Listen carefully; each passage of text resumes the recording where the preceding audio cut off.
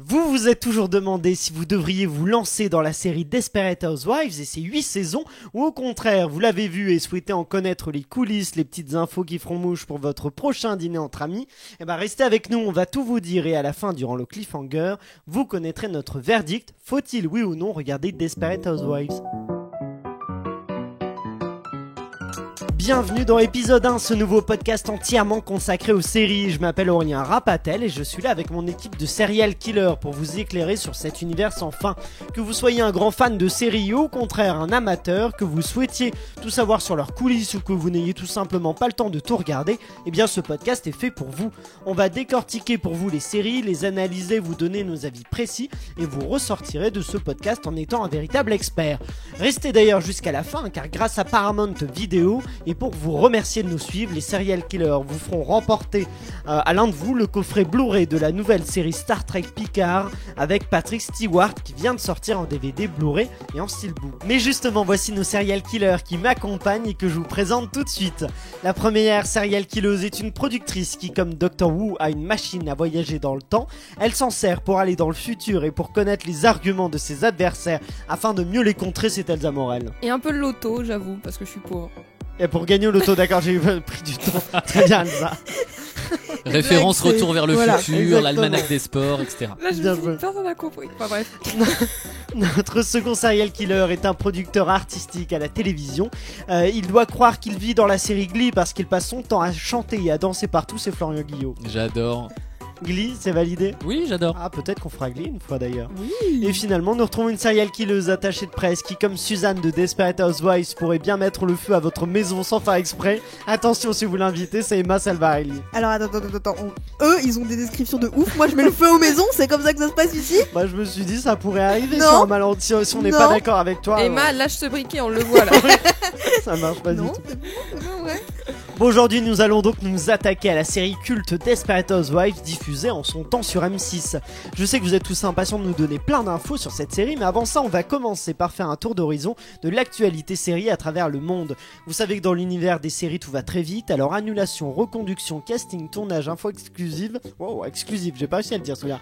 Vous allez tout savoir grâce à Emma Salvarelli qui va présenter le journal des séries que l'on surnomme l'Unagi News. Unagi est une sorte d'état de totale conscience des choses. Bonjour à tous et commençons cette nouvelle semaine avec une nouvelle étonnante. En effet, Disney Plus n'a pas fini de nous surprendre. Le réalisateur Ryan Coogler de Black Panther vient de signer un contrat de partenariat avec la compagnie Disney pour développer une nouvelle série Marvel sur les origines du Wakanda. On a hâte de voir ce que ça va donner. Passons d'une plateforme à une autre. Nous en avons parlé récemment, mais la nouvelle est sortie. Netflix et Omar Sy ont annoncé que la seconde partie de la saison 1 de la série Lupin sera diffusée au cours de l'été prochain. Mais ceci ne s'arrête pas là. En effet, le 27 janvier, Netflix annonça une nouvelle création, de nouvelles séries d'animation sur Tomb Raider et sur Skull Island, supervisées par les studios Powerhouse. La France s'exporte à l'international, 10%, bientôt une saison 5 et un téléfilm à New York. Les aventures des agents de Star seraient loin d'être terminées à l'issue de cette saison 4. Selon Dominique Besnéard, Merci, c'est mieux comme ça. France Télévisions réfléchirait à une nouvelle saison et à un unitaire événement. Ah, merci pour toutes ces informations. Parce que t'as quand même dit Besnéard. Besnéard. Franchement, désolé Dominique, j'ai vraiment pas fait exprès. on salue Dominique. C'est génial, son nom d'acteur porno, c'est ça, c'est Dominique Besnéard. On l'aura, c'est bien. Très bien. Est-ce que vous voulez réagir sur ces infos-là ? Moi, j'ai juste une question pour 10%. Je crois que c'est pas encore officiel, hein, et même cette histoire de téléfilm à New York. On en parle quand même pas mal là. C'est un projet, c'est Ouais, ça, c'est c'est une idée, mais peut-être que on sait pas si ça se fera. Florian, est-ce que tu voulais réagir Ouais, sur Lupin, ça va aller dans le sens d'Emma, pour une fois. Oui. Je sais pas si vous avez vu sur les réseaux sociaux, notamment celui d'Omar Sy, apparemment sur la bannière de son compte Twitter, il y avait depuis le début la date de sortie de la partie 2. Oui. Et donc, il a dit, vous auriez dû mieux regarder. Enfin, vous l'avez vu, mais vous ne m'avez pas regardé. C'était caché en fait au niveau de la photo de profil et du coup Exactement. on pouvait pas, Ok. fallait cliquer sur Il la fallait bannière. cliquer pour dessus, voir, prendre le temps et voir que c'était marqué été 2021. Ok. Et donc, il a réutilisé cette fameuse phrase. Et pour le coup, j'ai trouvé ça plutôt sympa, Et pertinent. ingénieux, etc. De dire vous l'avez vu, mais vous n'avez pas regardé. Ça me fait Exactement. plaisir que pour une fois tu me dises un truc positif, Florian. Mais c'est vrai. Si, c'est si vous mais quand n'avez c'est pas la ref, ingénieux- allez écouter l'épisode sur Lupin. Il y a eu un Absolument. fight entre les deux. Mais effectivement, la com est super et c'est ça aussi qui est intéressant avec la série, c'est qu'on peut se dire qu'on va peut-être avoir ça plusieurs fois au cours de la série, des indices qui vont être disséminés à plein d'endroits et qu'il faudra savoir saisir. Emma, En termes de communication, Lupin il s'est surpassé. Par exemple, donc on a tous vu ce qui s'est passé avec ce que j'avais dit la dernière fois, avec les box et les paniers. Mais en plus, Omar Sy est allé se cacher dans le métro pour coller les affiches de Lupin. Et du coup, il y a des gens qui s'arrêtaient et qui regardaient et ils le reconnaissaient pas. Puis il y en a certains qui l'ont reconnu parce qu'ils l'ont bien regardé. Et parfois, il enlevait un peu son masque, c'est ça, Ça. pour tenter, mais les gens l'avaient pas toujours. Elsa, est-ce que tu veux réagir sur... Oui, la série de Ryan Coogler qui peut être intéressante et ça serait un bel hommage, je trouve, depuis la mort de Chadwick Boseman, qui vont pas recaster, je crois, donc ça pourrait Non, être. Non, c'est pas prévu. Ouais. Tout Donc, à fait. Ils vont pas recaster d'acteurs pour faire T'Challa non. Non, je pense Non, que non. ça va être Parce un que là autre c'est sur les personnage. origines, mais pour Black Panther 2. C'est un autre personnage. Non, c'est un ce autre, sera ouais. pas. Ah, ok. Je crois Ce qu'il sera y avait des rumeurs sur la sœur. Et Peut-être. Ah, voilà. oui. En même temps, elle est très bien. Ouais. Shuri. Mais, Ok. mais maintenant, il est l'heure de rentrer dans le vif du sujet avec notre analyse et critique de Desperate Housewives. Il est donc l'heure de passer. Et on va commencer avec Florian Guillot qui va ouvrir le bal en nous cuisinant un joli plat sur les origines de Desperate Housewives.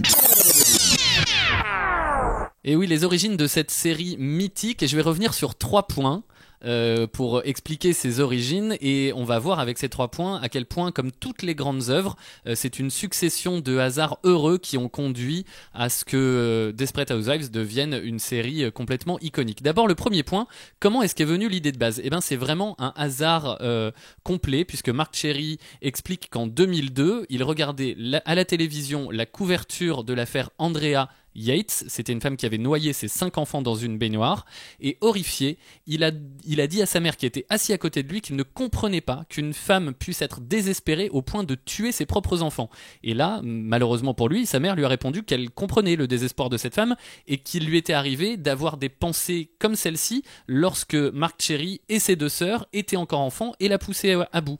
Et Marc Cherry expliquera plus tard que lui qui a toujours vu sa mère comme une épouse et une femme parfaite, je le cite, il s'est dit que si sa mère était capable d'avoir de telles pensées, eh ben toutes les femmes de banlieue devaient en avoir, et c'est à ce moment-là que lui est venue l'idée d'écrire une histoire à propos de ces 4 femmes au foyer. Et d'ailleurs on retrouve dans certains épisodes des vrais moments de sa vie, puisque dans l'épisode, il faut savoir que Marc Cherry est lui-même homosexuel, et que dans l'épisode où Andrew, le fils de Brie Van de Kamp, va faire son coming out, la réplique que dit Brie, c'est la vraie réplique que sa mère a dit à Marc Cherry, c'est « Je t'aimerais même si tu étais un horrible assassin ». Ça, c'est le premier point. Le deuxième, c'est que, comme toutes les grandes œuvres, elle a eu beaucoup de mal à voir le jour.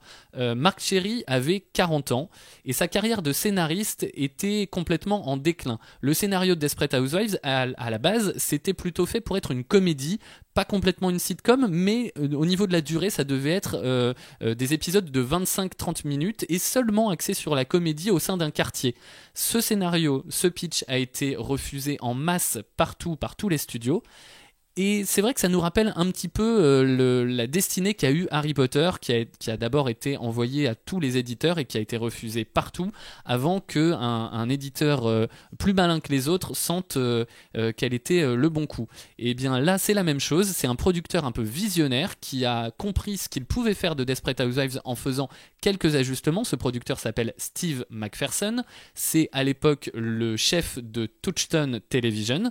Ils ont un peu retravaillé le concept, ils ont rajouté des éléments très sombres, tout en conservant toute la comédie. C'est ça qui était vraiment le tour de force de ce remaniement, de cette réadaptation. Et ils ont voulu montrer une réalité qui était vraiment exagérée, on va sûrement en reparler tout à l'heure, mais dans laquelle tout le monde pouvait se reconnaître. Et on voit que c'est un franc succès, ce mélange des genres. Enfin, dernier point, par rapport aux origines sur le casting, là vous allez voir qu'il y en a certaines qui ont eu du pif, ou plutôt pas.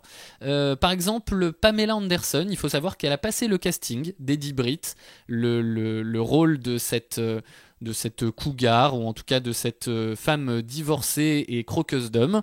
Et Pamela Anderson n'a pas eu le rôle. Il faut savoir que les comédiennes ont beaucoup tourné autour des rôles. C'est-à-dire que la distribution s'est faite un coup, telle actrice devait incarner tel personnage et ça changeait, etc. Pour être un petit peu plus précis sur les 4 personnages principaux, Gabrielle, Brie, Lynette et Suzanne, il y a eu à chaque fois plusieurs cas de figure. Pour le personnage de Lynette Scavo, c'est vraiment Felicity Huffman qui était d'abord ciblée par Marc Cherry. Mais elle ne voulait pas faire de la télévision. Alors, ils ont dû négocier très durement, et notamment financièrement, et ils s'étaient dit que s'ils n'arrivaient pas à avoir Felicity Huffman, le deuxième nom sur la liste, c'était Alex Kingston, qu'on ne voit plus trop à la télévision, mais pour les fans d'Urgence, vous savez forcément qui c'est, elle jouait le docteur Elisabeth Corday. Et finalement, c'est bien Felicity Huffman qui a eu le rôle. Pour Gabrielle Solis, la deuxième actrice qui était pressentie, la première c'était bien Eva Longoria, la deuxième, c'était Roselyne Sanchez. Alors, son nom ne vous dit peut-être pas grand-chose, et pourtant, vous la connaissez si vous avez vu Devious Maids, la série suivante de Marc Cherry. Elle incarne dans Devious Maids le rôle de Carmen Luna. Pour le rôle de Brie Van de Kamp, c'est encore plus cocasse, parce que à la base, le rôle aurait dû être joué par Dana Delany. Elle avait auditionné, elle avait obtenu le rôle, et ensuite, elle s'est rétractée parce qu'elle a dit qu'elle avait déjà joué beaucoup de fois ce genre de rôle, et donc c'est Marcia Cross qui a fini par obtenir le rôle. Une fois que la série a commencé et vu le succès planétaire que ça a été, Dana Delany a vraiment été dégoûtée, et elle est revenue vers Marc Cherry pour obtenir un rôle, et elle a joué le rôle à partir de la saison 5 de Catherine Mayfair. Et c'est pour ça qu'on voit aussi que ces deux personnages sont assez semblables. C'est parce que à la base, le personnage de Catherine, l'interprète de Catherine, ça devait être Brie Van de Kamp. Et enfin, et là je reviens sur ce que je disais au départ sur celles qui ont eu du pif, beaucoup d'actrices ont refusé le rôle de Suzanne, qui est un petit peu au sein de cette collégialité d'actrices, un tout petit peu le rôle principal.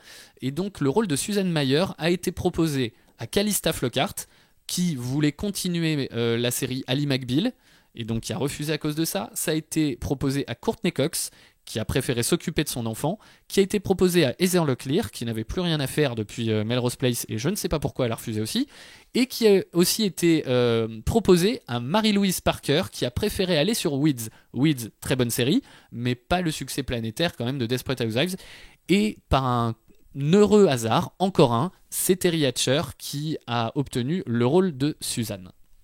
Merci beaucoup pour toutes ces informations, Florian. Avant juste qu'on s'attarde un peu sur ce que tu as dit, Emma, est-ce que tu peux nous résumer ce premier épisode de la saison 1, cet épisode pilote de Desperate Housewives ? Avec plaisir. Alors du coup, dans ce premier épisode, on assiste au suicide du personnage qui sera la voix off de toute la série. Marie-Alice. Voilà ce que j'allais dire. Marie-Alice, tout à fait. T'inquiète, je te laisse me couper sans aucun problème. Donc de Marie-Alice qui se suicide sans donner d'explication. Et on va aussi assister du coup à cet enterrement qui suit, et cet enterrement va nous permettre de rencontrer tous les personnages de la série et présenter chacune de ces femmes, donc Suzanne, Lynette, Brie et Gabrielle, et voir leurs traits de caractère et comprendre un peu leur quotidien. Et l'épisode va se terminer sur une intrigue quand on va trouver la fameuse lettre qui dit je sais ce que vous avez fait et je vais vous dénoncer, qui aurait poussé le suicide de Marie-Alice. Elsa, toi, tu l'avais vu ce premier épisode déjà, ou c'est la première fois ? fois ? Oui, Desperate Housewives, c'était un peu une série qu'on suivait vraiment avec toute ma famille, parce qu'à l'époque, c'était vraiment l'époque des séries événements à la télévision. On faisait bien la promotion à la télévision. C'était vraiment, ils avaient vraiment lancé ça comme c'est la nouvelle série à suivre, absolument, le renouveau, etc. Donc nous, c'était vraiment un événement. On regardait tout sur le canapé, la télévision, et les 8 saisons. Donc, y compris la saison 1 avec voilà. D'accord, c'est marrant. Et quel souvenir t'en as gardé aujourd'hui, et de ce premier épisode, de cette première saison même, tu t'en... Alors, moi, je me souviens surtout de la pub qui était faite par M6. D'accord. Okay. C'était Rex qui disait passe-moi le sel, et c'est surtout ça qui m'a marqué. Mais c'est vrai que moi, ce qui m'avait marqué à l'époque, c'était la comédie et le drame qui étaient mélangés comme ça, et j'étais petite, donc je comprenais pas toutes les subtilités non plus, mais et en le regardant maintenant, j'ai vraiment découvert à quel point c'est un tour de force, ce mélange subtil entre la comédie, le drame et la caractérisation des personnages, et ça, c'est vraiment fort. Est-ce que toi, Florian, tu trouves justement que ce premier épisode, il annonce bien ce que va être Desperate Housewives ? Est-ce qu'il reflète bien ça ? Oui, je trouve qu'il annonce bien ce que que va être Desperate Housewives. On voit très bien que c'est une succession de secrets et que tous les personnages ont des secrets, même les plus secondaires. On voit que le mari de Mary-Alice Young a des secrets, puisque dans cet épisode on le voit creuser dans la piscine. On voit aussi que Mike Delfino a ses secrets aussi. Donc dans des séries un peu plus classiques où habituellement on va se concentrer sur le parcours du héros, on nous bassine avec ça dans tous les cours d'écriture, etc., de scénario, le parcours du héros, le héros. Et là on a vraiment une collégialité qui est très très bien proportionnée. Et même quand on se dit que tout va tourner autour des quatre actrices principales, on voit que le personnage d'Eddie Britt est pas du tout mis de côté et qu'il a vraiment une vraie écriture aussi, et même on est étonné de voir que Paul Young ou que Mike Delfino vont avoir aussi leur lot de secrets. Donc je trouve que ça annonce vraiment très bien la série. Et d'ailleurs je retiens aussi le plan de fin, si jamais vous revoyez cet épisode comme on a pu le faire. Le plan de fin, il découvre donc un secret de ouf, c'est ce que vient de raconter Elsa avec cette fameuse lettre. Et en fait on dézoome, on a un grand plan sur la rue. Et en fait, on comprend bien la série juste avec ce plan, c'est qu'il y a des secrets partout dans la rue, au milieu d'une rue qui s'en fout et qui continue de vivre, comme si de rien n'était, alors qu'il y a des secrets un peu partout. C'est une idée qu'on retrouvera d'ailleurs dans le dernier épisode de la saison 8, et aussi un plan, je sais plus si c'est précisément le dernier plan du dernier épisode de la saison 8, mais en tout cas il y a ce même plan au moment du départ de Suzanne de Wisteria Lane filmé de haut. Elsa, tu voulais réagir? Oui, je me suis amusée un peu à compter le nombre de personnages qui étaient présentés dans l'épisode 1. J'en ai compté 24 personnages principaux. Si on prend toute la famille, donc de Suzanne, de Marie-Alice, de Brie, tout ça, j'ai compté. Donc il y a 24 personnages principaux qui sont présentés avec leurs intrigues, avec leur personnalité. Je trouve que ce pilote, c'est vraiment un tour de force d'écriture d'arriver à trouver cet équilibre entre tous ces personnages pour vraiment tous les présenter et montrer leurs intrigues. Emma, et surtout que tu t'attaches à ces 24 personnages au final. Il n'y en a pas un seul qui, je trouve, mis de côté. Même si tu vas plus t'attacher à l'un plutôt qu'à l'autre, les 24, tu arrives à trouver un lien avec eux. Même les enfants de Suzanne qui sont de Linette. De Linette, pardon, je mélange tous les personnages. Elle a une fille, Suzanne aussi. Voilà, mais même les enfants, tu connais direct leur caractère en fait. Tu sais qu'ils vont être invivables. Celle de Suzanne, Brie, oui, effectivement. Gabi, elle en a pas, mais Florian, tu voulais réagir? Je voulais juste réagir. Elsa s'est amusée à compter le nombre de personnages présentés dans cet épisode 1. Je me suis amusé à compter le nombre de personnages qui sont morts dans cette rue de Wisteria Lane pendant toutes les saisons, parce que on a l'impression que c'est un petit quartier de banlieue comme ça, très sympa, dans lequel on peut vivre avec son petit jardin et passer une belle vie. Sauf qu'il y a 52 morts dans la série. Plus dans cette rue. Attends, il y a l'avion qui se crache, il y a la tornade. Dans cette rue. Bah, c'est pas dans la rue l'avion qui se crache? Je sais dans pas. La saison. Si. Mais c'est peut-être 52 morts. Il y a la tornade aussi de personnages identifiables, sûrement. 52 morts entre la première et la dernière saison. Je pense, c'est des personnages qu'on a connus. Il y a eu beaucoup de morts en tout cas. Oui, c'est une. Faut pas vivre dans cette rue. Attention, Emma. Et moi, je me suis juste amusée. C'est très bien. Chacun s'est amusé d'une façon ou d'une autre.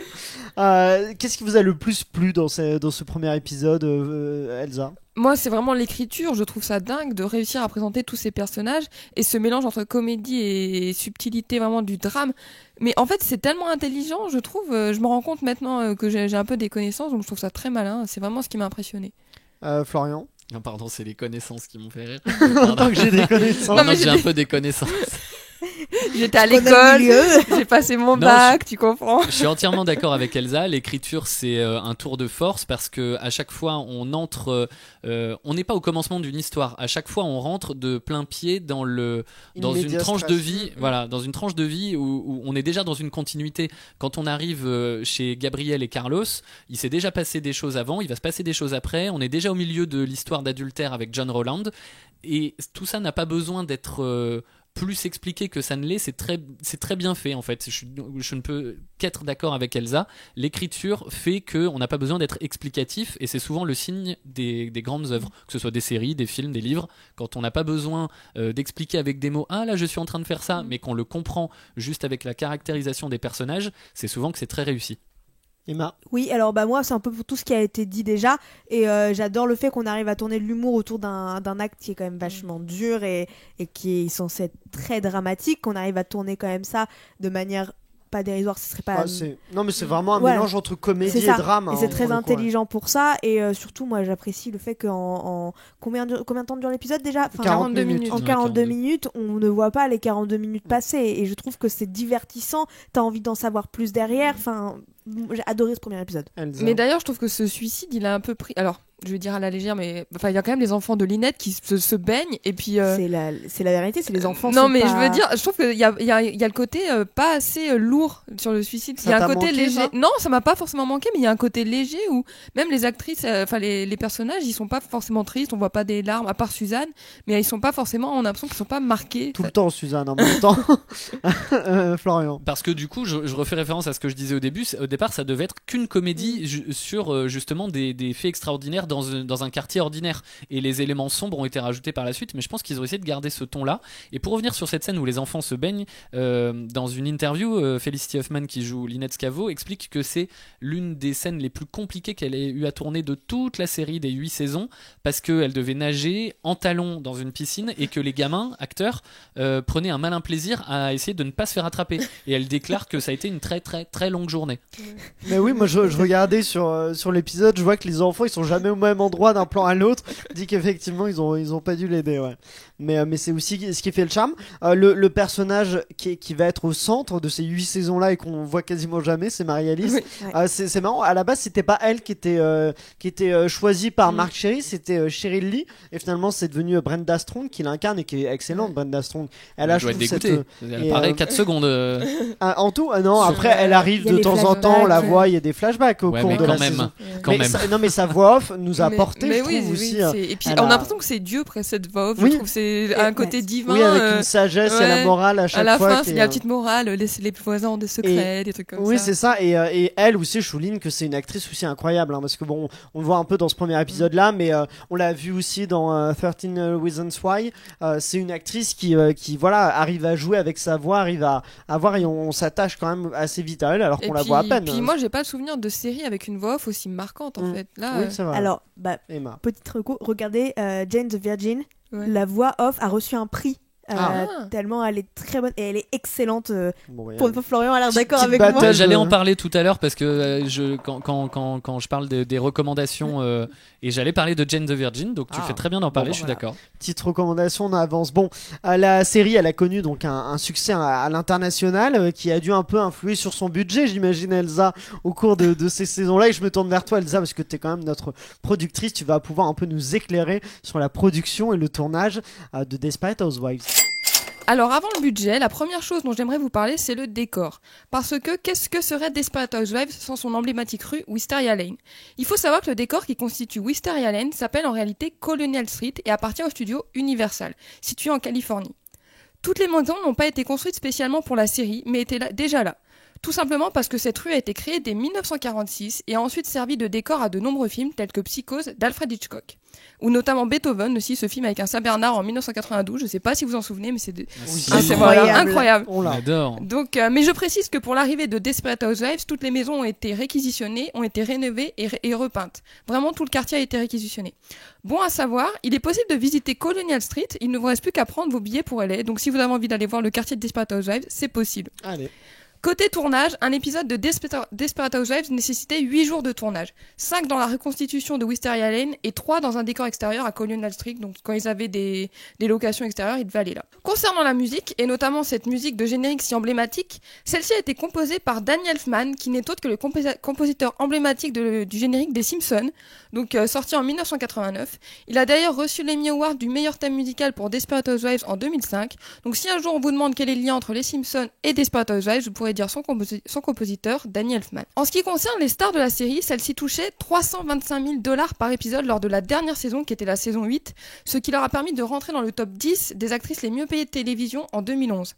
Mais cela ne veut pas dire que le job était de tout repos. En effet, selon Kate Eder, l'une des costumières de la série, les actrices ne recevaient que leur script que la veille du tournage, ce qui ne leur donnait absolument pas le temps de travailler leur scène.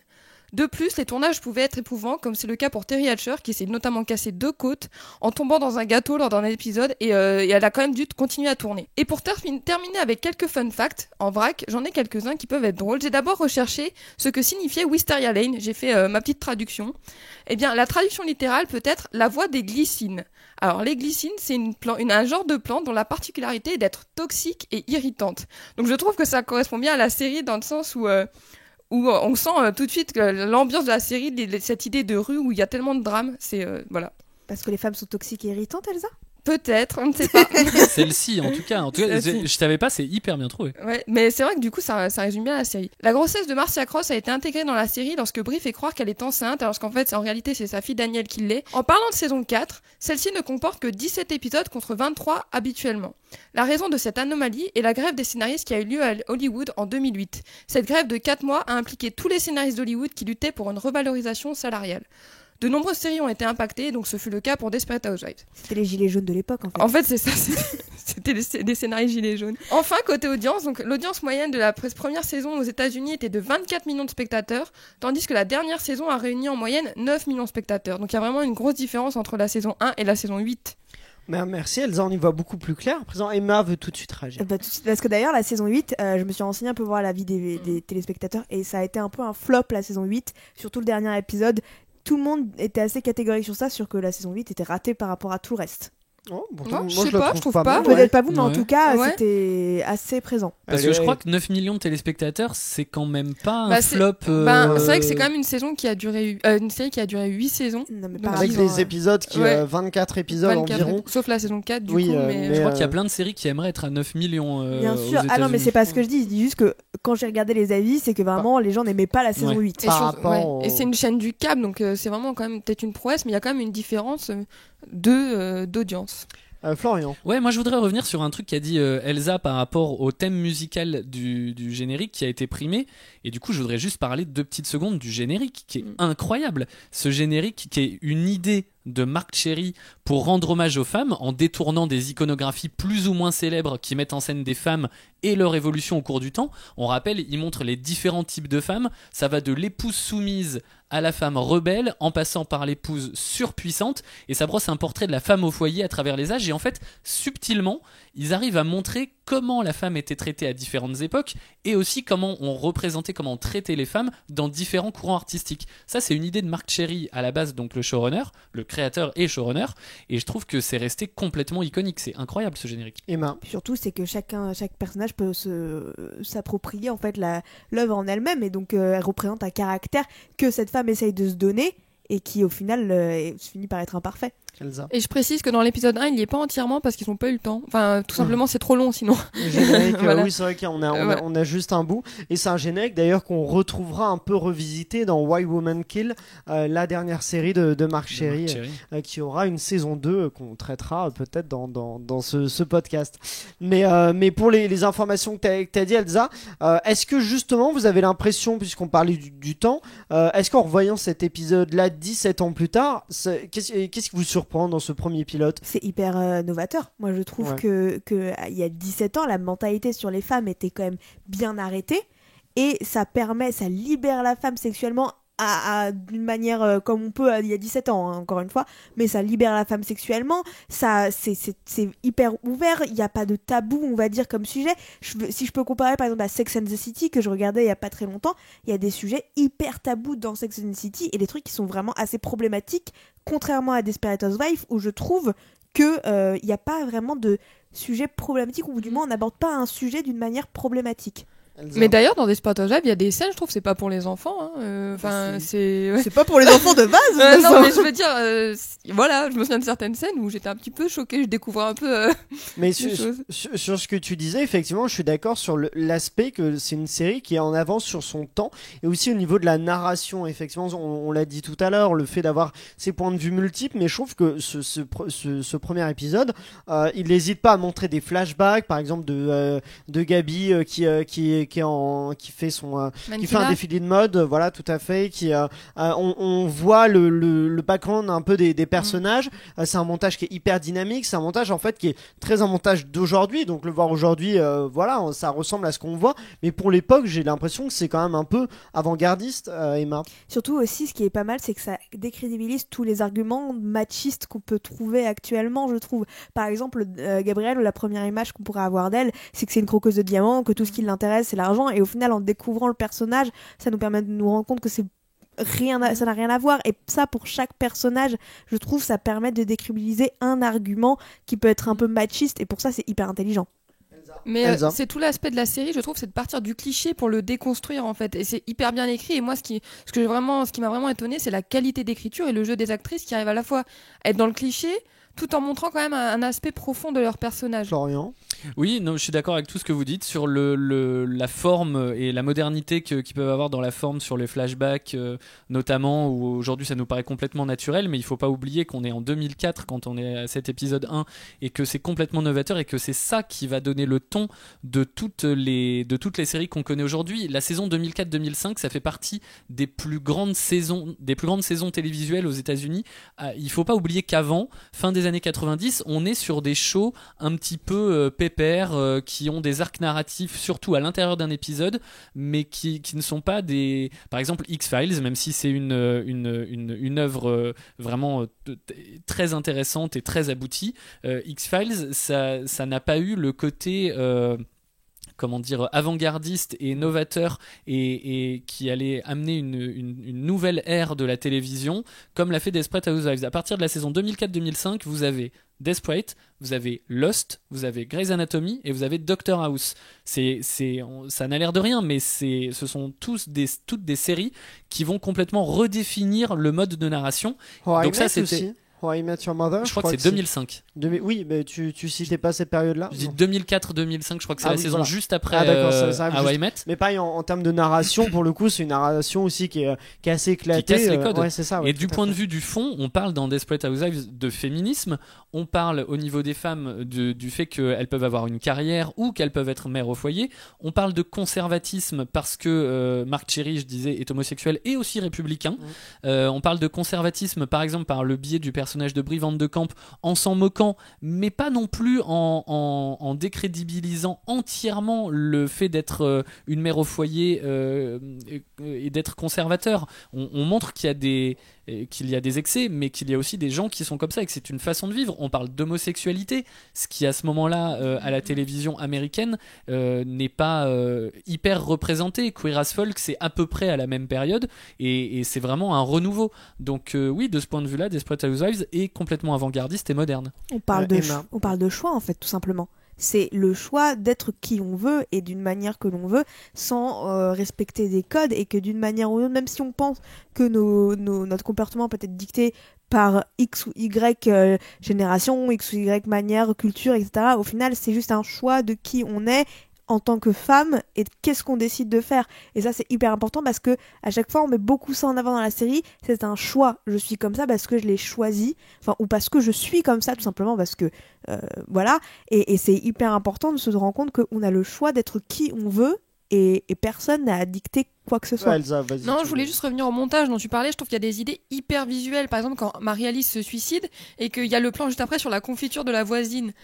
C'est des idées malines, ça. Je trouve que c'est hyper... Et il y a plusieurs fois ça dans l'épisode. Donc, même en termes de montage, c'est hyper bien pensé pour donner ce côté à la fois comique et tragique. C'est de la mise en scène, en fait, au-delà du montage. Et est-ce que vous trouvez justement cette mise en scène-là réussie ? Est-ce que c'est pas un peu rose bonbon aussi, du coup, comme la série, tout est un peu parfait, tout est un peu clean, non, Emma ? C'est tout l'inverse. C'est justement, on montre que tout n'est pas parfait et que des fois, ça va dans tous les sens et qu'on peut pas contrôler et que c'est pas grave. Enfin, en apparence, en tout cas, justement, voilà. C'est ça. Ça montre qu'en apparence, c'est rose bonbon et qu'en fait, quand on va derrière, ça l'est beaucoup moins. Voilà. Bon, Elsa. Une dernière chose par rapport à ça, c'est que moi, j'aimerais revenir sur le titre, donc les femmes au foyer désespérées. Et ce que j'aime bien, c'est qu'elles montrent tout le contraire, en fait, dans la série. C'est qu'elles s'élèvent, elles s'émancipent, elles existent au-delà de leur statut de femme, en fait.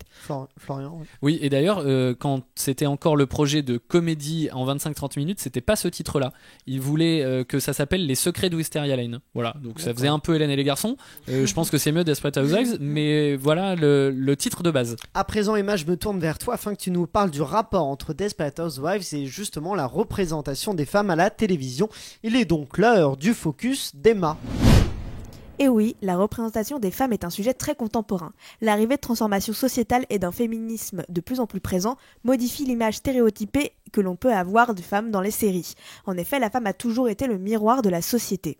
La série qui met le plus au centre les femmes, ça reste quand même Desperate Housewives qui a complètement marqué son époque et qui a chamboulé tous les stéréotypes qu'on pouvait avoir. Genèse de cette révolution, elle est l'inspiration de beaucoup de séries actuelles. Pour vous dire, au mois de mai 2005, Laura Bush, First Lady américaine, faisait elle aussi part de son intérêt pour la série, avant même ne jamais rater un seul épisode. Desperate Housewives a donc marqué un tournant dans la vision de la femme. En tant que scénariste et producteur, Mark Chery s'est toujours intéressé aux personnages féminins et à la vie quotidienne des ménages. Dans les années 90, il écrit et produit Les Craquantes, une sitcom qui narrait les aventures de 4 seigneurs espiègles. Je pense que d'ailleurs, vous avez connu ça, Les Craquantes, ou pas ? Pas du tout, Non. non. Je vous conseille, c'est super drôle, franchement, c'est plein de bonnes blagues. Enfin, on retrouve un peu cet humour dans Desperate Housewives, très espiègle, et c'était vraiment génial. Et puis, en 2004, ABC lance, sans trop y croire, Desperate Housewives. C'est un soap moderne qui va être un véritable succès. Depuis Desperate Housewives, l'image de la femme n'a cessé d'évoluer pour devenir de moins en moins stéréotypée et de plus en plus diversifiée. Et si elle a beaucoup changé, on trouve beaucoup de références dans Desperate Housewives à ces stéréotypes et aux séries qu'on a pu connaître avant. Par exemple, dans les années 50, I Love Lucy raconte la vie d'une femme au foyer rêvant d'une carrière artistique contre la vie de son époux et dont toutes les tentatives d'émancipation provoquent gags et catastrophes. En effet, dans les années 50, 60, 70, l'homme était vraiment au centre des séries, tout se jouait autour de l'homme, l'action de la femme en fait ne vivait que pour ça, comme par exemple dans Ma sorcière bien-aimée où Samantha met souvent ses pouvoirs à profit pour faciliter la carrière de Jean-Pierre, son mari. Cette image-là, moi je trouve qu'elle se rapproche beaucoup au personnage de Lynette, laissant sa carrière de côté pour faciliter la vie de Tom et celle de ses enfants, ou même Gabi qui a abandonné sa carrière pour son mari. On voit bien que ces femmes sont prêtes à tout pour avoir une vie de foyer parfaite, quitte à oublier qui elles sont réellement et oublier leur carrière. Dans les années 70-80, on voit un véritable bousculement avec la très populaire série Petite maison dans la prairie, qui entretient ce schéma de famille parfaite avec la gentille épouse modèle Caroline Ingalls, qui reste à la maison pour le bien de son mari, pour ses enfants, un peu comme le personnage de Brie Van de Kamp, très basé sur des coutumes, sur des manières et sur comment un foyer doit s'entretenir. Dans les années 90-2000, on parle plus sur des working girls. Donc, wow. Working Girls. Merci. Working girls, qui sont les vedettes de la télé, avec par exemple Ali McBeal ou encore Sex and the City. Ce sont des femmes indépendantes, des personnages féminins qui sont de plus en plus réalistes et représentatifs de la femme moderne. Mais le plus gros tournant restera quand même à jamais Desperate Housewives, où on nous montre les femmes imparfaites mais réelles. Les Housewives brisent le mythe de l'épouse-mère modèle. Et vous me demanderez du coup aujourd'hui où on en est dans cette évolution de la femme. Non, on ne demande pas. Je suis déçue, Florian. Si, dis-nous. Desperate Housewives a lancé un véritable changement entraînant de nouvelles représentations de la femme. Les scénaristes ne cherchent pas à enjoliver ni à glamouriser leur vie, mais plutôt à les montrer comme elles sont dans la réalité. Ce sont des personnes, des vraies personnes, avec des qualités, des défauts, comme dans la joie, la tristesse, le pire et le meilleur. Un peu comme un mariage au final, le pire et le meilleur. Comme exemple principal, je vous sortirai Smilf, Better Things, ou plus récemment, on a eu Big Little Lies aussi, et la nouvelle série du réalisateur qui est Why Woman Kills. Et pour vous dire à quel point l'impact qu'il y a eu de cette série, j'ai vu il y a pas très longtemps un documentaire sur les voix françaises de Desperate Housewives, donc celles qui interprétaient en français chaque personnage, et elles expliquaient que vraiment c'était hyper important pour elles, parce que elles n'auront jamais eu un personnage qui les représentait autant. Elles ont beaucoup été choisies à la personnalité en plus de la voix. Et quand elle racontait l'expérience, elle disait qu'elle pleurait en même temps que les actrices, qu'elle vivait la même chose et qu'elle se sentait vraiment impactée par tout ce qui se passait parce que c'est des choses qui auraient pu leur arriver à elle aussi. Merci Emma pour ces informations. Est-ce que vous trouvez que c'est donc une série qui a fait du bien à l'image des femmes, parce que c'est quand même une série qui est un peu conservatrice. Mark Chery donc derrière, républicain, conservateur, c'est pas non plus celui qui est le plus progressiste, Elsa. Déjà moi j'aimerais préciser que c'est pas des femmes de 20 ans, c'est des femmes d'environ 30 ans qui sont dans la série, donc c'est déjà 40 ans. 40, ouais, mais oui. Gabrielle elle a plus 30 ans, oui, parce qu'elle 30 évolue et entre 30 et 40 ans. Donc déjà elles sont dans un âge pour une actrice qu'on va dire, c'est triste à dire, mais un peu plus avancé entre guillemets. Après moi je trouve que ça, même si ça peut paraître conservateur au début, mais c'est seulement dans les clichés, parce que on voit qu'elles sont libérées sexuellement. Après ça va parler il y aura 2 couples homosexuels qui vont être présents à l'écran, donc on est vraiment dans quelque chose d'évolué, mine de rien, on n'est pas dans quelque chose de très conservateur, je trouve. Oui, mais par exemple, je pense à Gabi qui veut pas avoir d'enfant, puis finalement quand on a et qui va être contente. Il y a quand même cette idée-là qu'une femme doit avoir un enfant, un peu, ou pas ? Je trouve quand même que le personnage de Gabi, ça reste tout ce que je disais tout à l'heure, un peu sur un choix, c'est qu'elle pensait ne pas vouloir d'enfant parce que sa carrière était avant tout, mais elle se rend compte par son propre choix et c'est la vie qu'elle va avoir que elle en a envie au final quand elle perd son premier bébé.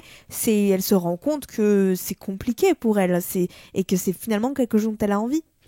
Florian, toi tu trouves donc que c'est une série Je pense que je sais pas si cette série a fait du bien à l'image de la femme, mais en tout cas ça a ouvert des portes pour d'autres œuvres. Pourquoi est-ce que je sais pas si ça a fait du bien à l'image de la femme ? C'est juste que c'est une vie qui fait rêver dans le sens où je vois pas comment les gens peuvent réellement s'identifier à elle. Quand est-ce qu'elles vont travailler ? Tu vois, c'est Housewives. À quel moment est-ce qu'elles ont un boulot ? Qu'est-ce qu'il y a ? Excuse-moi, mais Lynette, elle retourne au travail. Suzanne, non, elle est maîtresse. Oui, mais plus tard, mais dans la saison 1, en soi, elle travaille de chez elle. Dans la saison 1, il n'y en a aucune qui travaille. Si, elle est illustratrice de livres pour enfants. Voilà. Mais d'accord, mais à quel moment des gens, surtout en France, peuvent réellement s'identifier à ce quotidien-là ? C'est dans les caractères. Des Américains.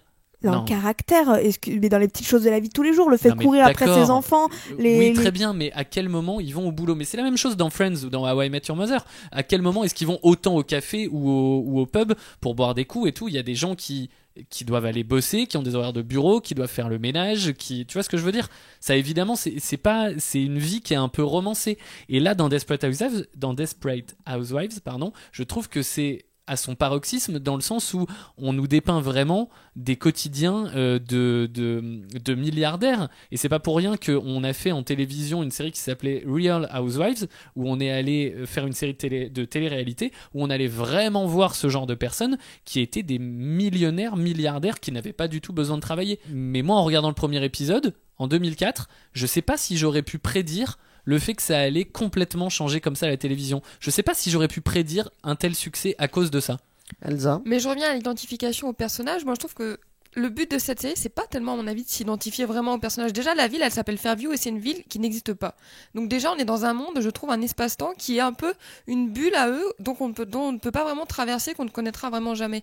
Et je pense que au-delà de faire du bien à l'image de la femme, c'est surtout l'évolution des actrices, la représentation des actrices. On les voit vieillir, Lynette notamment, elle a un cancer. L'identification dans une série, c'est quand même primordial. Tu es obligé de t'identifier. Mais quand tu regardes Friends, tu te dis lequel je suis avec tes potes. Non, moi je m'attache. Au-delà de m'identifier, je m'attache. T'as forcément des potes qui te disent, toi, t'es complètement Monica. Oui, comment t'as deviné d'ailleurs ? Non, je sais pas. Moi, on va me dire que je suis Ross. Tu vois ce que je veux dire ? De ouf. On est obligé de trouver d'avoir une catharsis avec les personnages pour que ça puisse fonctionner. Oui, mais si on la trouve, c'est du coup. Non, mais très bien. Il y a d'autres éléments, comme l'a dit Emma, sur les petites choses du quotidien, le fait de courir après ses enfants, le fait d'être maladroit, etc. Machin. L'adultère peut parler à plein de gens, etc. et peut permettre de s'identifier. D'accord. Mais je sais pas si j'aurais prédit. C'est pas exactement la question qu'a posée Aurélien, mais je ne sais pas si on est en 2004. Je regarde le premier épisode, ça vient de sortir. Je sais pas si j'aurais prédit un tel succès planétaire et un tel changement d'ère télévisuelle. C'est tout. Et est-ce que si cette série-là était diffusée aujourd'hui, elle marcherait autant ? Je suis pas convaincue, parce que même si on dit que l'image de la femme, ça a permis une évolution de l'image de la femme, etc., je trouve qu'on n'est plus dans l'ère du temps aujourd'hui, en fait. Si on reprenait les mêmes codes, on serait pas dans l'ère de notre société actuelle. Je m'explique. Par exemple, moi je pense que si la série devait être faite aujourd'hui, il y aurait un couple homosexuel dès le début. Je pense que ça serait nécessaire. Parce que aujourd'hui on est dans des séries qui sont dans l'inclusion. Et par exemple, pareil, il n'y a pas de personnage trans dans Desperate Housewives. On n'est pas dans une vraie représentation de la société. En minorité, il y a juste Gabi. Enfin, il n'y a pas une vraie inclusion. C'est quand même très blanc, Desperate Housewives, on va pas se mentir. C'est quand même... Donc je trouve que aujourd'hui, il y aurait des adaptations pour mieux s'adapter à notre société actuelle qui a besoin de représenter les minorités, etc. Un peu comme Why Women Kill, finalement, cette nouvelle série. Est-ce que, alors, on peut avoir un revival ? Est-ce que ce serait intéressant d'avoir la suite, une saison 9 c'est ça 9, oui. On s'arrêtait à la 8 ? Franchement, moi je pense que oui. Je vais vous dire pourquoi. Hier, je regardais un truc sur Netflix, c'est Jack Whitehall. Merci à Florian qui me l'a chuchoté. Et voilà, Jack Whitehall. Et voilà, et donc son père est complètement à côté de la plaque. Et je trouve que ce serait intéressant pour ça, de voir justement ces femmes un peu qui viennent d'une autre époque, qui seraient face à cette nouvelle vie, à cette nouvelle époque et à 2020, 2021. Toi, ça t'intéresserait, Florian? Moi, je pense que ce serait un carton. Ce serait un Oui. carton parce que justement, ils iraient sur ce qu'a évoqué Elsa, avec des couples homosexuels, transgenres, beaucoup plus de diversité dans les origines ethniques des personnages. Tout ça, serait remis au goût du jour de 2021, avec ce qu'on connaît aussi de la pandémie, ce qu'on connaît aussi de Black Lives Matter, par exemple. Et je suis sûr que quelqu'un comme Marc Cherry, avec le passé de Desperate Housewives, arriverait à prendre toute l'actualité pour en faire un tout cohérent, et ce serait un carton. Ouais, mais je suis d'accord, et d'ailleurs pour les petites infos, il y a des actrices qui sont partantes quand même, hein. Il y a Eva Longoria qui incarne donc Gabi qui est partante, Terry Hatcher qui est Suzanne aussi partante, Felicity Huffman, je crois que c'est... Bon, on sait pas trop où elle est en ce moment, donc En sur la prison, chez elle. Mais c'est Marc Cherry, c'est le créateur qui est plutôt contre ça. Pour l'instant, il est sur Why Women Kill, mais j'imagine que si ça venait à s'arrêter, peut-être il y a un moment, au bout d'un moment, il avait plus de projet, peut-être qu'il songerait en dernier recours à faire revivre Desperate Housewives. Tu voulais dire quelque chose? Ouais, j'en profite juste parce que je t'entends parler de Terry Hatcher et des actrices qui seraient pour, qui seraient contre. Faut quand même savoir que l'ambiance n'était pas toute rose sur le tournage. Par exemple, Terry Hatcher ne s'entendait avec aucune des autres actrices sur le plateau. D'ailleurs, sur la carte de remerciement de la prod qu'il y a eu à la fin de la saison 8, elle a été enlevée de cette carte de remerciement. C'est quand même assez incroyable. Nicolette Sheridan, qui jouait Eddie Britt, et Marc Cherry ne s'entendaient pas du tout non plus, jusqu'à ce qu'elle porte plainte contre lui parce qu'il lui aurait donné, je cite, une tape sur la joue pendant l'une des lectures, une des répétitions sur le décor. Je sais pas si on pourrait repartir avec les mêmes actrices. En revanche, on pourrait faire une suite de Desperate Housewives avec les enfants, avec de nouveaux arrivants, avec... Mais d'ailleurs, la dernière scène, c'est une nouvelle arrivante qui cache un secret dans sa boîte. Oui, c'est ça, la fin de la saison 8, c'est mais moi, je verrais bien un épisode spécial réunion, peut-être, quelque chose comme ça. Oui, quand même. Ouais, ça pourrait être comme Friends, on attend ça depuis je sais pas combien de temps. Bon, alors avant le cliffhanger dans lequel je vous poserai la question fatidique, s'il faut regarder entièrement ces 8 saisons de Desperate Housewives ou non, pour conseiller un peu nos auditeurs qui ne l'auraient pas vu ou qui hésiteraient à les revoir, il est l'heure il y a Florian qui va nous faire quelques recommandations. Si vous avez aimé Desperate Housewives, il est donc l'heure des recos de Flo. Et oui, parce que si vous avez aimé Desperate Housewives, vous aimerez certainement les autres séries de Marc Cherry. On en a parlé un petit peu tout le long de ce podcast. Il y a bien sûr Devious Maids, qui est sorti quelques temps après la fin de Desperate Housewives, où on suit des femmes de ménage qui ont elles aussi des secrets de famille et qui vont en découvrir chez les propriétaires chez lesquels elles interviennent. La série dont vient de parler Aurélien, Why Women Kill. Si vous aimez Marc Cherry, vous aimerez sûrement Shonda Rhimes, qui est la papesse de la télévision américaine, qui, je le disais tout à l'heure, en 2004 a sorti aussi une immense série qui est Grey's Anatomy. Donc je pense que je vous apprends rien sur Grey's Anatomy, vous devez savoir de quoi il s'agit. Les autres séries de Shonda Rhimes peuvent aussi rentrer dans ces recommandations là, mais c'est vraiment Grey's Anatomy qui va être la plus proche en termes de construction et de narration sur ce que vous pourriez aimer. Et ensuite il y a évidemment Sex and the City qu'a cité Emma tout à l'heure. Côté Girl Power, The Good Wife et The Good Fight, la série spin-off avec Christine Baranski, le personnage de Diane Lockhart, qui sont très intéressantes et extrêmement bien construites en termes de série judiciaire. Raising Hope, que moi j'adore, qui est vraiment sur une famille très très très modeste, voire pauvre aux États-Unis, et voir la façon dont ils vivent. Jane the Virgin, sur une jeune fille qui promet à sa grand-mère qu'elle restera vierge jusqu'au mariage et qui se fait inséminer artificiellement par erreur. Et ensuite, on a 2 séries qui, pour moi, sont plus actuelles et collent beaucoup plus à Desperate Housewives, mais qui sont moins connues. On a d'abord Good Girls, que vous pouvez retrouver sur Netflix, qui est vraiment sur ce postulat-là des femmes au foyer qui essayent de s'en sortir par des moyens peut-être un peu détournés. Et j'en dis pas trop, je vous laisse découvrir cette excellente série. Et Close, je sais pas si vous connaissez Close. Non. Très très bonne série avec Carrie Preston qui joue Elizabeth Tascioni dans The Good Wife. C'est là aussi des femmes qui vont passer par une onglerie pour détourner de l'argent et blanchir de l'argent. Excellente série, Close. Bon belle recommandation, mes chers serial killers. Il est de mon devoir de vous dire qu'il est maintenant temps de faire le choix fatidique. Il est donc l'heure du cliffhanger. Est-ce qu'il faut, oui ou non, regarder Desperate Housewives ou le revoir ces 8 saisons-là? Et Elsa, on va commencer avec toi. Alors je pense que mon avis a un peu été dit tout le long de cet épisode. Oui, bien sûr, pour moi, il faut revoir Desperate Housewives, ne serait-ce que pour comprendre à quel point les séries de 24 épisodes, 42 minutes ont marqué la télévision à une époque où aujourd'hui, on regarde presque plus ce genre de séries qui ne sont pas sur le câble. Emma? Moi, je valide à 100% et je suis trop fan de Desperate Housewives. Si vous aimez le suspense, les drames, la comédie et les gossips, Desperate Housewives, c'est vraiment fait pour ça. C'est une de mes séries fétiches, une série qui m'a accompagnée pendant mon adolescence et ma vie adulte. Et je pense que je l'ai vue au moins 10 fois. J'ai vu les 8 saisons 10 fois et je pourrais la revoir encore demain. Florian?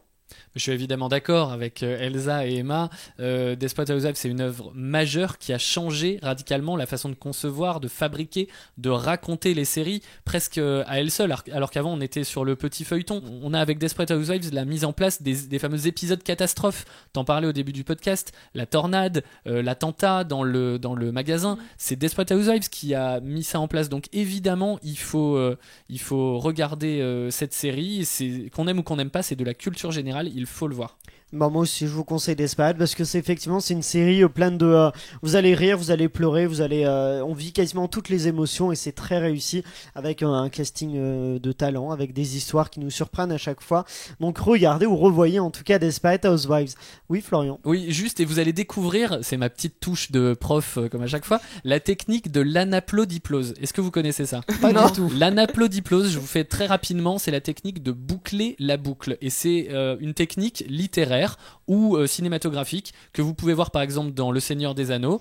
Frodon part de chez lui, à la fin il revient chez lui. La plume dans Forrest Gump, on la retrouve au début et à la fin. Et bien c'est ça qui a été mis en place avec la voix off de Marie-Alice, l'anaplodiplose. Au début des épisodes, on a le thème qui est pris via des anecdotes un peu futiles dont on ne voit pas trop où est-ce que ça va aller. Tout l'épisode se passe et on termine avec une morale qui rappelle tout ce qui s'est passé et qui revient sans s'en rendre compte sur les exemples du début et on les a oubliés et en fait on voit très bien à quel point ça fait écho à ça. Donc voilà, vous allez découvrir cette technique là et vous pourrez sortir le mot anaplodiplose demain à la machine à café. Ah, c'est pas mal, ça c'est beau. C'est une bonne chose. Déjà faut que j'arrive à le dire ce mot. Anaplodiplose. Oui. C'est donc une série qu'on vous recommande. Vous n'hésitez pas à nous dire en commentaire si vous êtes d'accord avec nos arguments, avec ces choix là. Est-ce que vous avez envie de revoir Desperate Housewives ou non? Vous pouvez nous dire ça en commentaire avec le @épisode 1 podcast. Mais on va pas se quitter comme ça quand même, comme à chaque fois. Il est l'heure de se mettre un peu au défi avec un blind test spécial série. Et vous aussi chez vous, vous pouvez jouer entre amis ou tout seul d'ailleurs pour tenter de reconnaître les séries en question. Il y a un enjeu en plus pour ce blind test là car grâce à Paramount Video, le serial killer qui le fera gagner fera remporter à l'auditeur qu'il représente le coffret Blu-ray de la nouvelle série Star Trek Picard avec Picard, donc c'est le nom du personnage, avec Patrick Stewart qui vient de sortir en DVD, Blu-ray, Steelbook. Donc profitez-en et vous pouvez d'ailleurs pour un prochain concours participer sur nos réseaux sociaux, donc @épisode 1 podcast, c'est là que ça se passe, c'est là que tout le monde a participé. Je vous propose d'ailleurs donc de piocher le nom d'un participant, c'est parti. Sur les réseaux sociaux, donc n'hésitez pas à nous suivre. Alors, Elsa, vas-y. Moi, j'ai Tug Skywalker. D'accord. Emma. Aloïs Moreau. Très bien. Florian. Mission Cinéma. Mission Cinéma, très bien. Bah, vous êtes représenté par nos serial killers du jour. Et bah, on va commencer le blind test, mais d'abord, il faut le jingle quand même. I accept that challenge. Challenge accepted. Ça va, vous accepter le challenge Yes, de ce... On peut pas se passer de ce jingle. C'est le On meilleur. l'adore, c'est le préféré. Aujourd'hui, c'est un blind test toujours en VF, mais on a fait les génériques, on a fait les répliques, il nous manque les bandes annonces de séries. Comme ça, c'est un mélange entre musique et réplique. Vous allez avoir les deux en VF pour compliquer, pimenter un peu les choses. Vous ne pourrez pas reconnaître la véritable voix de l'acteur, sauf si c'est une série française. On est prêt? Ouais. On commence. On y va avec celui-là. J'ai vu que tu faisais semblant de te masturber. Et je me J'ai, demandais si tu avais... Sex Education. Sex Education, voilà, premier point pour Bravo. Elsa, rapide, efficace, la masturbation, Elsa, Elle s'y connaît. elle reconnaît en tout cas. Un point pour Elsa, on continue avec celui-là.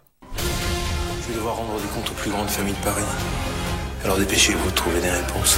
J'ai le bazar de la charité. Bazar de la charité, Ouais, bien joué. précisément. Bravo. Un point pour toi, Emma. Oui, il y avait ces petits indices autour de Paris, cette époque-là, série historique, disponible sur Netflix. Un point pour Elsa, un point pour Emma, on continue avec celui-là. Être l'héritier de ce bouclier, c'est compliqué. Putain, c'est la nouvelle série sur Captain America avec putain, tu vas nous l'avoir. J'ai pas le nom, j'ai pas le titre. J'ai. Non, bon, on va l'accorder à Emma quand Merci. même, qui a reconnu. Ça s'appelle Falcon et le soldat de l'hiver. Merci, c'est Exactement. gentil, je vous remercie. 2 points pour Emma, 1 pour Elsa. Florian, ça se passe bien? Très bien, et toi? Bah, super. Siroter une petite limonade. Celui-là, tu l'auras, Florian, je crois en toi, c'est parti. La seule limite, c'est votre imagination. Et jusqu'où vous voulez aller, cela ne dépend que de vous. T'es pas réel. As-tu déjà remis Sense8 Non. en question la nature de ta réalité? Tout le monde vient satisfaire son vice. Ah, j'ai Westworld. Westworld, exactement. Deuxième point pour Elsa qui rattrape Emma. On est donc sur une égalité, ce Et qu'on c'est appelle les dans le femmes, milieu. Les femmes au pouvoir aujourd'hui. Bravo. Mais Supériorité. c'est donc le dernier qui va départager. On est déjà au dernier, c'est parti. Bon, Florian, ça va être raté pour cette fois. Le dernier, c'est celui-là. Voudriez-vous la terminer, capitaine? Je ne sais pas si je saurais. Cela est faux, monsieur. Faux.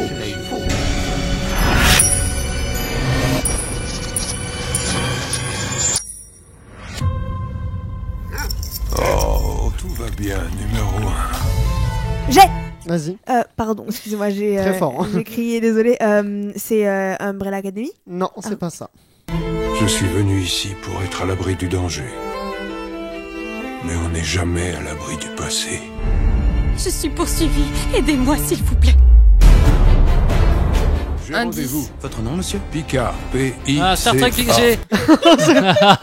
C'est Florian. Star Trek Picard. Star Trek Picard, exactement. C'est Patrick Stewart, c'est sa VF quand même. Ah, mais En plus, oui. Aurélien, il m'a mal regardé juste avant qu'il dise Picard Bah, parce que je parce dis indice. qu'elle me dit, oh, est-ce qu'on peut avoir un indice? Je me Il dis, y a l'indice qui arrive tout de suite. dans une seconde, il va dire son nom, tu te tais et tu écoutes. Bon, on a un problème là. Je vais vous en faire un en live action. On y va, j'en ai trouvé un en rapidement. Donc là, c'est une réplique de série. Vous êtes prêtes? Ça se joue, Florian, tu ne peux pas jouer. Ça se joue entre Emma et Elsa pour les Discrimination. départager. Ah bah tout de suite.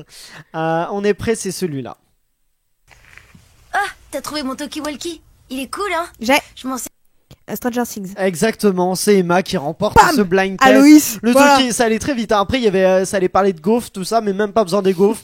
T'inquiète. Elle a reconnu, et donc c'est qui est-ce qui remporte ce C'est Aloïs qui remporte Aloïs Moreau. Eh ben félicitations, elle remporte donc le Elwill, je oui, ne voilà, sais pas. c'est Remporte le coffret le coffret en Blu-ray en plus de Star Trek Picard. Merci à Paramount Video qui justement nous a offert, vous offre plutôt ce coffret Blu-ray de Star Trek Picard, disponible partout si vous voulez l'acheter. Merci aussi à vous tous, chers Merci. serial killers, d'avoir participé à cet épisode 1. De rien. Merci. Plaisir. Mais c'était avec un grand plaisir. Merci à Pierre-Emmanuel et Guillaume de Sunday Night Productions. Vous n'hésitez pas à partager au maximum épisode 1 afin de nous donner de la force. Vous pouvez donc nous suivre sur les réseaux sociaux pour participer notamment au concours et avoir les contenus exclusifs. Elsa nous prépare plein d'infos que vous n'avez pas dans le podcast que vous aurez sur le compte Instagram épisode 1 podcast. Et voilà, on se retrouve très vite pour une nouvelle série, un nouvel épisode 1 et de nouvelles informations. Merci d'avoir écouté ce podcast et à très bientôt pour un prochain épisode.